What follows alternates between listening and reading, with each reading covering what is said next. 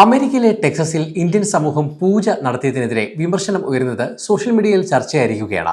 കോൺഗ്രസ് അംഗവും റിപ്പബ്ലിക്കൻ നേതാവുമായ ബ്രാൻഡൻ ഗില്ല് വിമർശനം ഏറ്റുപിടിച്ചതോടെയാണ് സംഭവം വലിയ തോതിൽ ശ്രദ്ധിക്കപ്പെട്ടിരിക്കുന്നത്. ടെക്സസിലെ ഡെന്റണിൽ ഇന്ത്യക്കാർ തടാകത്തിൽ പാലൊഴിച്ച് ഛത് പൂജ ആഘോഷിച്ചതിനെതിരെയാണ് ബ്രാൻഡൻ ഗില്ല് വിമർശനം നടത്തിയത്. ഇതോടെ സംഭവം വിവാദമാവുകയും വംശീയ അധിക്ഷേപങ്ങൾക്കും വഴിവെച്ചിരിക്കുകയുമാണ്. തന്റെ മണ്ഡലത്തിലെ പൊതുജലാശയങ്ങളിൽ ഇത്തരം മൂന്നാം ലോക രാജ്യങ്ങളിലെ മതപരമായ ചടങ്ങുകൾ നടക്കുന്നത് താൻ ആഗ്രഹിക്കുന്നില്ലെന്നായിരുന്നു ഗില്ലിന്റെ വാക്കുകൾ. 2025 ഒക്ടോബറിൽ നടന്ന ആഘോഷങ്ങളുടെ പഴയ വീഡിയോ ആണ് ഇപ്പോൾ വീണ്ടും സമൂഹ മാധ്യമങ്ങളിൽ പ്രചരിക്കുന്നത്.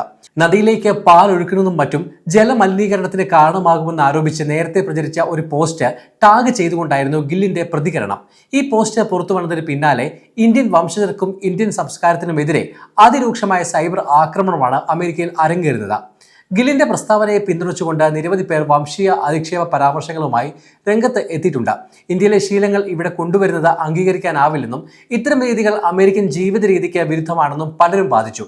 ഇന്ത്യയെ ലോകത്തെ ഏറ്റവും വലിയ മലിനീകരണ സ്രോതസ്സായി ചിത്രീകരിച്ചുകൊണ്ടുള്ള കമന്റുകളും ഇതിനോടൊപ്പം പ്രത്യക്ഷപ്പെട്ടിട്ടുണ്ട്.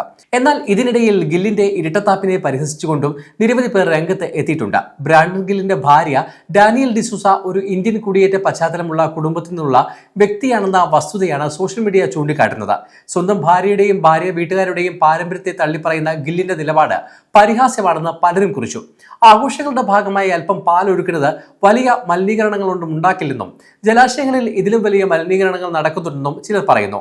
2025 ഡൊണാൾഡ് ട്രംപ് അമേരിക്കൻ പ്രസിഡന്റായി അധികാരമേറ്റതിനു ശേഷം രാജ്യത്ത് ഇന്ത്യൻ സമൂഹത്തിനെതിരായ വികാരം വർദ്ധിച്ചു വരുന്നു എന്നാണ് റിപ്പോർട്ടുകളിൽ സൂചിപ്പിക്കുന്നത്.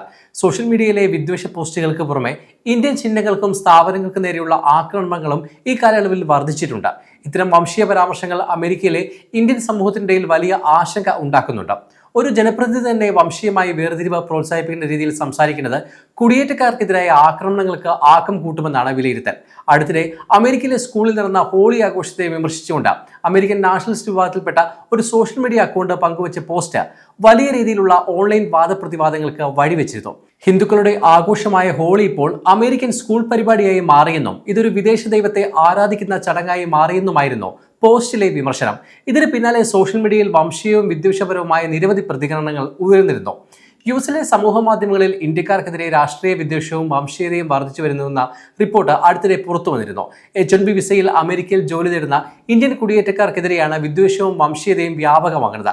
TikTok, Instagram, YouTube, Facebook, X തുടങ്ങിയ സമൂഹ മാധ്യമങ്ങളിലാണ് H-1B വിസയുമായി ബന്ധപ്പെട്ട വിദ്വേഷ പ്രചാരണങ്ങൾ നടക്കുന്നതെന്നാണ് ന്യൂസ് വീക്കിന്റെ റിപ്പോർട്ട്.